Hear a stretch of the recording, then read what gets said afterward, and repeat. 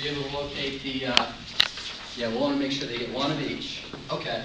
So go ahead, Sam. Well, if you look at this, the first page, we have a, you can skip this actually.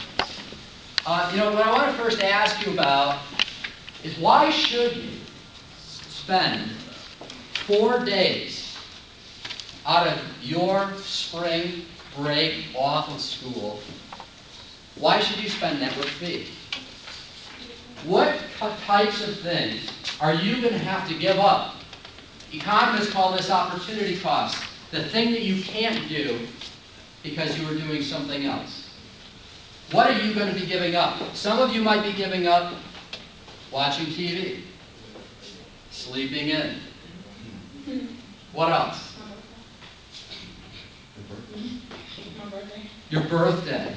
Okay, good. I mean, birthday's important. Right? You're going to celebrate your birthday. Yeah.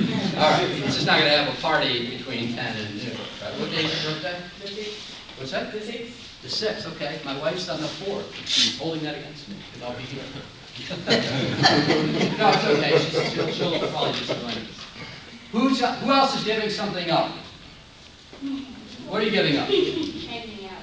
Hanging out with friends. Okay. Well, what I want to do is submit to you. Go ahead. I'm sorry. What I want to submit to you is that it is worth that you're going to learn the freedom philosophy, an appreciation of free enterprise, and the keys to economic prosperity. This will be a competitive advantage for you in the marketplace when you go out looking for a job, when you are processing ideas, when you're processing choices, as Robert talking about. What choice do I make? Do I go to school? Do I start a business? Do I buy a boat? Do I buy a lawnmower? This is going to help you. It's going to sharpen your mind. Okay? You can go ahead. And yeah, by the way, this is free. This is a free seminar that you are going to have the privilege to attend because of the generous support and contributions of the Foundation for Economic Education's donors. They believe so strongly that this stuff is important that they are willing to take their own money so that you can have a scholarship and have a chance to hear the good news of economic freedom. Go ahead. All right, we're on the next slide. So what's the format and schedule? Okay. Do we have the full-size flyers, or are we out? Okay, I'll make sure that you get them one way or another. You might be looking at a summer seminar program. The small one's about summer seminars. I'm more focused on this one here. This is on Spring Break with Me. This is a rough copy. In fact, we just finished our nice shiny ones today, and they're going to be printed very shortly. We can send them to you. But what is our format? The format is a welcome reception on Monday. Bring your parents. Have dinner. Have an introduction from the president of the Foundation for Economic Education, Lawrence Grieve. Day 2. Rather than being in the evening, as this first one is, this is going to be from 10 o'clock a.m., so we're going to let you sleep in a little bit, to 2 o'clock p.m. Okay? It's a short day. It's only 4 hours. It's going to be an entrepreneurship theme from one of the best professors that you've ever heard speak. Bert Folsom, who is a very, very, very well read and very high-selling author. He sold thousands and thousands of books. He's very, very famous all around the world. There's going to be activities and lunch packed in between, little video clips. Day 3, free enterprise. We're going to talk about the free enterprise system. What does it mean to be free enterprise? I'm going to unpack this a little bit later. What is it? Okay, same story, 10 o'clock, 2 o'clock. Day 4. Day 4 is, what is the proper role of government? Go ahead and flip to the next slide. So I want to talk to you just a little bit more, just unpack each of those 3 core days, the Tuesday through Thursday. Okay? That would be the 3rd through the 5th. Okay? First day we're going to talk about entrepreneurship. I'm going to start with a question. Robert, did you talk about lawn mowings? Not yet. Okay. I'll wrap it up. All right, that's right. Okay. We changed the order. The other day we were talking, he says, why might you buy a lawnmower? There's a few different reasons. You might need to mow your own lawn. But what if you're like a 12-year-old kid? Why would you buy a lawnmower? Go ahead. You could start a lawn mowing business around the neighborhood. Start a lawn mowing business around the neighborhood. This is what I did. I bought a lawnmower. Well, I didn't actually buy it. I borrowed my dad's. And I started mowing lawns. And I started developing a business. Okay? Okay, so there's different reasons that we would buy this. Okay? This is an entrepreneurial type activity. You're buying it not for today, but for later, right? You could take money, as I did when I was, I think, 16. I took $6,000 and I didn't buy a new car like all my friends did. I bought a big lawnmower. This thing was pretty sweet. It's a 0-turn, right? It's brand new, shiny. Not very sexy. I understand. But I didn't care. I was making good money. Okay? This is an entrepreneurial type activity where you're actually looking for a profit opportunity somewhere in the future. You say, look, if I do this, I calculate that I can make more money. I can, by meeting this certain need. Okay? How do I have it laid out? Oh, I'm sorry. Go ahead and go to the first one. Spotting profit opportunity, taking a risk, and reaping the rewards. Or, sometimes, the losses. What are losses? Losses are the opposite of profits. Profits mean that you take resources that are worth this much, and you turn them into resources that are this much. It's the difference between $10,000 that you invested and the $20,000 that you got back. You made a $10,000 profit. A loss means that you took $10,000 and then you fumbled around with them, put them through some sort of a process, and when you got done, they were worth $9,000. This is destructive behavior. Any environmentalists in here? Anybody care about the environment? Nobody? Yeah. Companies that produce losses are destroying and squandering resources. Companies that are producing profits, they're creating value. They're maximizing the value of those resources. What's this? You guys already knew this. Oh, mine happens to be on. Who made it? Apple. I heard two answers. They're both right. Apple and Steve Jobs. Steve Jobs happens to be the figurehead of Apple. How did Steve Jobs know that Aaron Ensley was going to be sitting on his lawnmower for 10 years? I just sold the business last year, or this year, when I was 26. I started when I was 16. 10 years I sat on those lawnmowers, cutting lawns, trying to make money. And I was bored. And I took an interest in economics when I was about 21. And I started listening to Econ Talk podcasts. How did Steve Jobs know that Aaron Ensley wanted Econ Talk podcasts and Fee podcasts, because we have our own podcast? How did he know this? And why did he do it? I know why. I know why. Steve Jobs loves me. He loves me. You don't think he loves me? Do you actually know him in real life? Good, Do I love him? Well, I'm not going to answer that question. I appreciate what he did. Why did he do it? He did it to make money. He doesn't care about me, only to the extent that he can help himself. He didn't care. Okay. How about, so he creates this product. He himself becomes better off because I buy the product. And then, of course, I myself, because I did it voluntarily. There was no force. Nobody said, you have to buy this thing. that mean I'm out of time? We have a vehicle Okay. parked in the front of the building, a Ford Edge. So I did, we both traded. How many of you would agree that if you both decide to trade, it's probably a pretty good deal? If you do it out of your own free will. How many of you say, if two people say, I'm going to trade with this other person, they're probably getting a bad deal? Who would say that? Anybody? Doesn't even make sense. If it was a bad deal, you probably wouldn't do it. Of course, sometimes you regret, like, yeah, I shouldn't have probably bought that third Cinnabon, because I love Cinnabon. Yeah, now I got a bellyache. Yeah, I mean, that's a little different.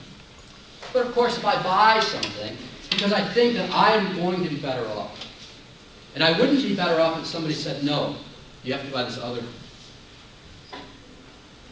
Other people, Henry Ford. I'm from Detroit, the Detroit area, outside of Detroit. And my dad worked for Ford for 30 years. My grandpa worked for Ford for about 35 years. I guess you could say we have a bit of an automotive legacy, because my great-grandma worked for Chrysler. And my other grandma worked for General Motors. So this is actually kind of an interesting subject here. What did Henry Ford do for me and for you? Mass transportation. What was the big thing that he had? What was it called? That's the picture from up top. A car. What was it? A car. It's an automobile. Model T, right? Henry Ford, through a manufacturing genius, took the Model T from a vehicle, or took the automobile that cost something about $2,000. It was basically for rich people. And he kept, through his manufacturing genius, bringing the cost down until it was just under $300. Everyone could buy it. He became very wealthy. He provided a lot of people with jobs, many of them women and minorities, because he didn't care whether you were a man or a woman, whether you were black, white, red, yellow, it didn't matter. He said, if you can work for me, if you can put the parts together, I'll hire you. He paid very well. Who got screwed in the iPod process? Who got in trouble with the Model T? Who loses in these games? Huh? Yeah, maybe just the competitors, right? But nobody else is complaining. I mean, Microsoft is, right? Because Apple's cooler than they are, right? Everybody knows that if you're cool, you have an iPod or an iPhone. Let's go ahead and go to the next one. I'm not going to get to everything, okay, because I don't have enough time. Again, talking about postponing gratification. Saying, I want to buy this piece of equipment, like a lawnmower. That truck on the bottom, that trailer, that was mine. I sold it all, but yes. Yeah, oh, no. Oh. I didn't want any of that stuff. I didn't like it. It was a pain in the neck to maintain, but it was making me money. Making me money. Okay? I brought this in too. It's my old business card. Okay? I have new business cards now. I didn't want to buy these either. I'd pay for them to get designed. I needed them because I wanted to get business. Mr. Ensley, Yes. at the height of the business, what was your profit margins pushing that lawnmower? Give me some idea. Scale it for me. I mean, if you can make $400 a day by yourself cutting lawns. I mean, you could in where I live at least. You know, if I had somebody else with me, 700, maybe. But of course, in Michigan, it snows in the winter, so you can't work all year.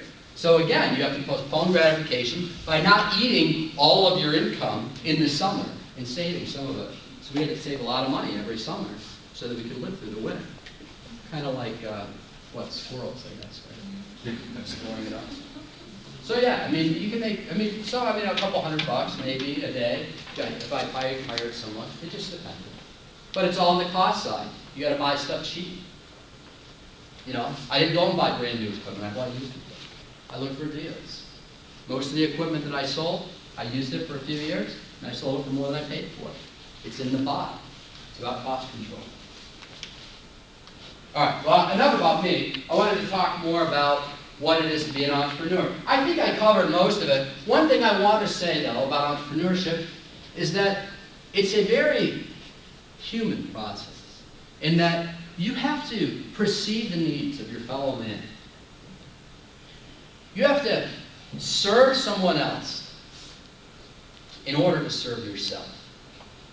Steve Jobs and Henry Ford had to do something that people actually appreciate in order for themselves to get rich, and they themselves did. Okay. I only bring myself up because it's a smaller, like a little green teacle sort of a thing. What was that? More personal. Well, yeah, more personal. All right, let's go ahead and go on. Yeah, I would have always rather have bought a boat. Always. Or a motorcycle. Something. All right, next one. There's again. There's me on a lawnmower. Go ahead and let's just flip down. What is free enterprise? Free enterprise is a system that allows entrepreneurs and other people to do as they please, to buy what they want, to sell what they want, control over their own private property. What else do I have here? Adam Smith said that it was not from the benevolence, which means the goodwill or the charity, of the butcher, the baker, or the brewer that we would expect our dinner, but because of his own self-interest. That he wanted to serve you only so that he could serve himself. Okay? And this is a system that allows you to do that. How many of you ever hear people talking about being greedy? This is really bad. Well, if you're really greedy in business, the only way for you to get more, unless you use some sort of force, is to serve other people even more. How many of you ever heard that before? A couple of you. Not very many. How many of you thought in order to get more in business, you had to rip more people off? You had to be more cutthroat. This is wrong. This is wrong. In a free enterprise system, we have to recognize the achievements of great entrepreneurs. We have to have an appreciation for business. That means accounting, that means marketing, that means managers, you name it. The people that are keeping the books, people, everybody. Everybody on board. I'm not going to be able to go into all of this stuff, so let's just talk about the individual responsibility. In a free enterprise society, individual responsibility means that if you take a bet and it's wrong, you take responsibility for it. If you make a bet like Henry Ford did and it turns out to be right, you also get to reap the rewards. Does that sound like our system today? How many ever heard about bailouts? So let me get this straight. I start a company, I run this company, and I run it into the ground so that I'm producing losses, and the government steps in, takes money from you, and gives it to General Motors and Chrysler. Whoa. This is the system? This is free enterprise? What about profit and loss? Losses are important. You can't have one and not the other. Okay? This is a failure of our system. This is not free enterprise. Free enterprise is an ideal system. In the United States, we have a bit of it, but we don't have all of it. Go ahead and go to the next slide. We talked, nope, we'll go back a little bit. Right there is good. We talked about voluntary exchange already. Let's talk about other countries. Lots of different countries. Is there a handout back there that has a picture of a bunch of graphs on it? There may be 10 of them. You'll have to share them. You're looking for the index? Oh, Yeah. no. Yeah, it should be over there somewhere. Oh, I've got it right here. I'm sorry.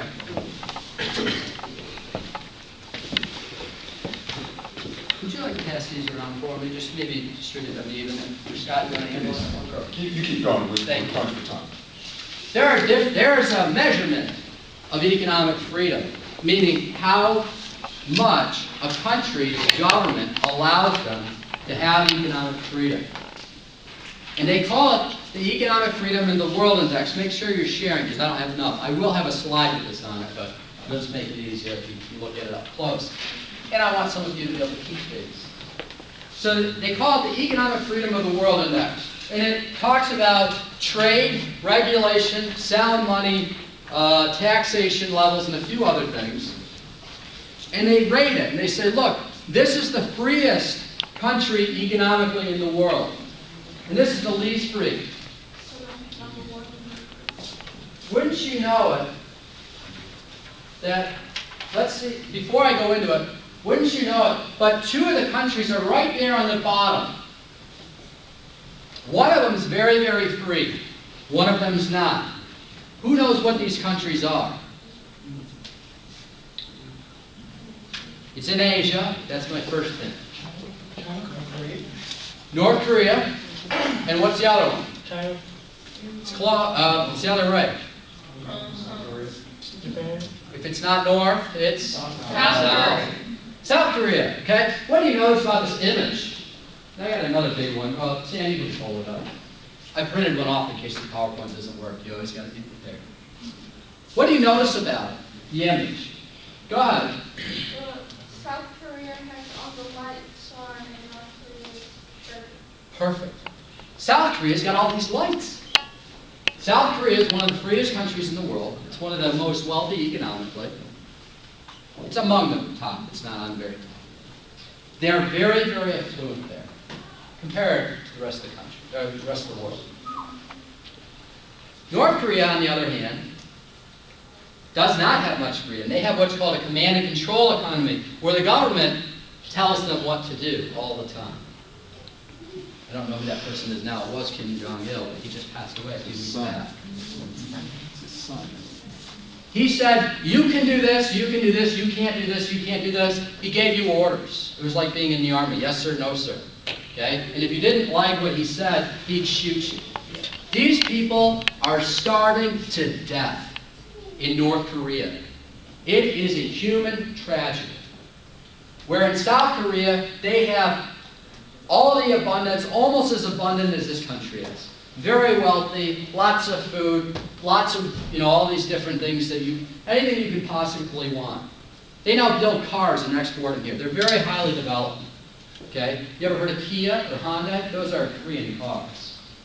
Okay? They make pretty decent cars now. They've come a long way. You have a question? Why don't they help out the people in North Well, that's a good question. Why don't they help out the people in North Korea? Korea? They don't. Well, number one, they don't allow you to. You're not allowed to cross that border. What is it, the 38th parallel, is that right? Mm-hmm. You're not allowed, there's something with it, I don't know all the details. But okay, we're going to hurry up. And the other thing is that,